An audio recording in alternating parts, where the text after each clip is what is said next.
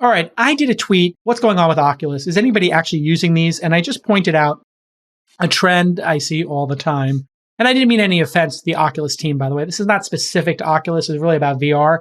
But Oculus is the leader, so I mentioned them. So again, apologies to anybody at Oculus who took this personal. I know Palmer Luckey, the founder of Oculus, who is no longer at Oculus, liked one of the rebuttals to my tweet. But here's the tweet. I said, every person I know who has bought an Oculus uses it for a couple of days. They won't shut up about it for 1 week, and then they never bring it up again, which is to say they stop using it. Explain/name this pattern. I named it the Oculus try, oh my, and goodbye. So I was being a little cheeky, maybe a little sharp-elbowed. Ryan Engel, whose Twitter bio reads, creator of Top Golf with Pro Putt for Oculus, Golf Scope founder and CEO, former CTO of Wikibuy, extremely bullish on VR, responded, not according to our usage metrics. Real data is greater than Twitter anecdotes. However, if people you know didn't buy it to game, then it's probably right. It's primarily a glimpse into the future for non-gamers. We skew older golf, averaging, because I asked a follow-up question like, who's using it? And he said, averaging around 30 to 40 years old, mostly male, but apparently a higher female percentage compared to most VR games. Our game is very social and pretty relaxing. So I think it's a nice escape. My 65-year-old dad has been playing daily for a year. He also noted someone can say they hate VR, but the data says they play 10 hours a week, yada, yada. And so I responded, and I thought this was a very interesting insight because almost everybody I know who's bought one of these headsets from Oculus, which is the leader, and they're really affordable and they're super impressive. Like, that's why I was saying people get really excited about it and then stop using it. So I'm just wondering out loud why that is. The people I know who bought these were all PC gamers. Like, they were intense gamers. And I think the issue is, if you're an intense gamer and you really like PC games or console games, I think VR is not as good. It's not as good of an experience.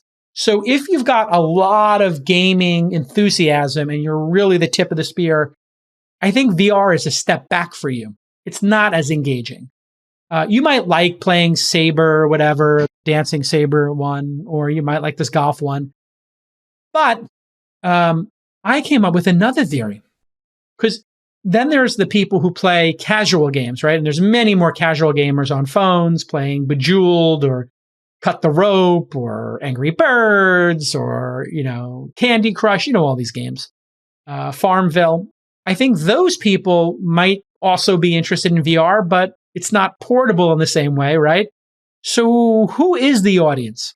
Well, I thought this was interesting. So I really appreciated the response I got back from Ryan about golf. And we should book him for the show, by the way, producer Justin. What they've explained, I think, is, listen, playing golf on a PC or playing golf on your iPad, those experiences might not be that fun, right? Do you want to play golf on your PC or golf on your iPhone? I don't think so. But the real world golf, that's hard. You got to book a tee time. It's massively expensive. So then if you were considering golf versus like real world golf versus VR golf is cheap and easy and fun when compared to real world golf. It's much cheaper. It's much easier. You don't have to get in a car. And it's a lot of fun. So maybe there's something about real world activities that are expensive and hard to do. Mountain climbing, scuba diving, skiing. I'm thinking out loud here. Flying an airplane, hang gliding, maybe you even include dangerous in this.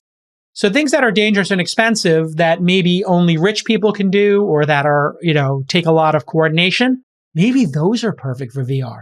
Because VR is about creating a world. Well, if you're doing a first-person shooter or you're playing, Diablo or whatever game you're into, Fortnite, maybe that doesn't work as well, but these other things do. So I thought this was kind of interesting. A frequent source of scoops on Twitter and Facebook features Jane Wong, aka Wong M. Jane, worth following, frequently posts playing the game Beat Saber, which is kind of like Guitar Hero with lightsabers. And I actually played this. We bought 2 of the new Oculus. My kids loved it. We used it for a week, and it's been sitting collecting dust ever since. And I think I paid $50 for it. But my Lord, Beat Saber is awesome. That is a very fun game. And I think that's like another perfect example. You really, what do you do? Go fencing or something? You really can't play a Star Wars lightsaber game.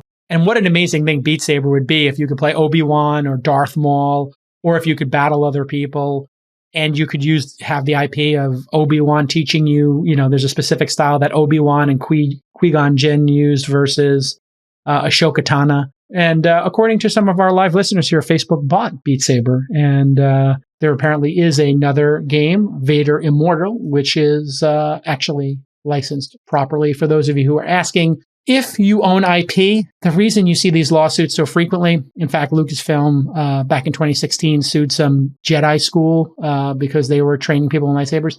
The reason IP owners have to do this is because if you don't, the lawyers tell you, if you don't sue somebody for infringing on your trademark, then some really bad actor can use your trademark and point to the times you didn't sue other people and say, well, you didn't stop them and they did more infringing or did equal infringing, therefore you can't stop us. So it's either you protect it or you lose it.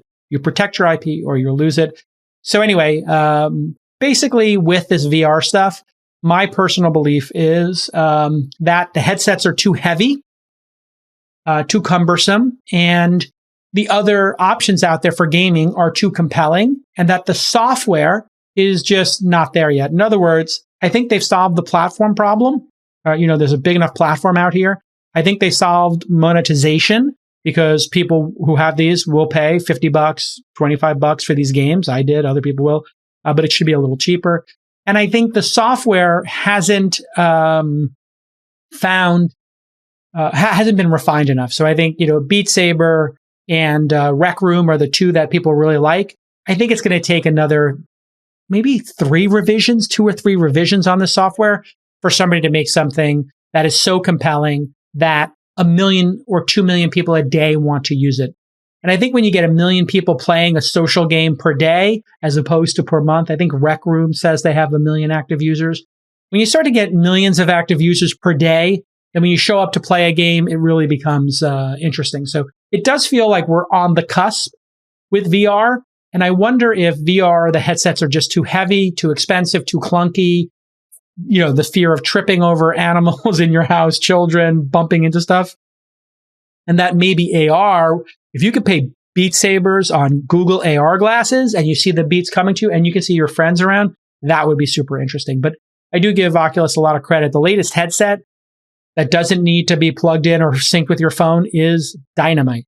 But the games are not as compelling as iPad games and PC games and console games. So that's where I think the investment has to come in. But we'll see. I think the metaverse is a bit of a bust. I think the real world is more fun. If your bank charges outrageous fees, you need a bank account that's built for small businesses. You need to check out Novo's free business banking platform. Novo is built from the ground up to be powerful, yet simple, and provide free business banking. You heard that correct. There are no minimum balances, there are no transaction limits, and there's no hidden fees. That's why Money Magazine called Novo the best business checking account in 2021. Novo makes banking easy and secure. You can manage your account in their customizable website and use their apps.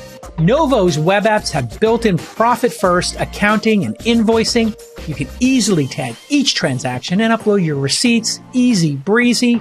Lemon squeezy. Novo seamlessly integrates with most leading business tools and services like Stripe. I use that. Shopify. We use that. QuickBooks. We've used that. And more for free. They also offer $5,000 in perks and discounts just for signing up. So get your free business banking account in just 10 minutes at banknovo.com/twist. You'll also get a Novo debit card for free ATM use and a free copy of Novo's Small Business Starter Guide. Once again, banknovo.com/twist.